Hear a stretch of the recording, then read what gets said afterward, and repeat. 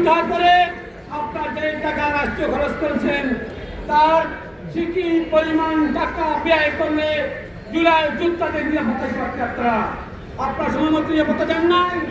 এখন যারা বেঁচে আছে তাদের বিরুদ্ধে জয় প্রতিষ্ঠের সেই কুলাঙ্গার সন্তান দেখ দিচ্ছে, তাদেরকে নিরাপত্তার ব্যবস্থা নিন, অন্যথায় তাকে আরেকজন হাজিকে হারাতে চায় না। আর না পারলে বলে দিন আমাদের নিরাপত্তা দায়িত্ব আমরা নেব ইনশাআল্লাহ। ইনশাআল্লাহ সঙ্গে সঙ্গে বলতে চাই আল্লাহ তাআলা আমাদেরকে হুকুম দিয়েছেন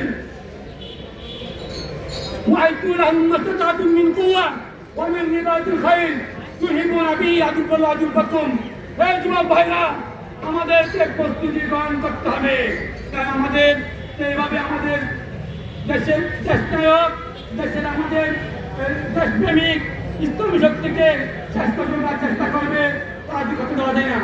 ওসমান হাদির পরিবারকে, ওসমান হাদির সে চিন্তা চেতনাকে, ওসমান হাদির সে কালচারকে আমাদের ধারণ করে আগামীতে আমাদের পথটা ঠিক করতে হবে।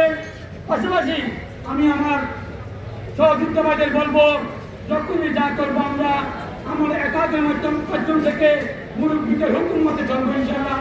যখন যেখানে সেভাবে কর্মীকে সেই কর্মীকে আমরা বাস্তবায়নের চেষ্টা করবো, এই আমি পক্ষে যাবে ব্যক্ত করে আমার শক্তি শেষ করছি।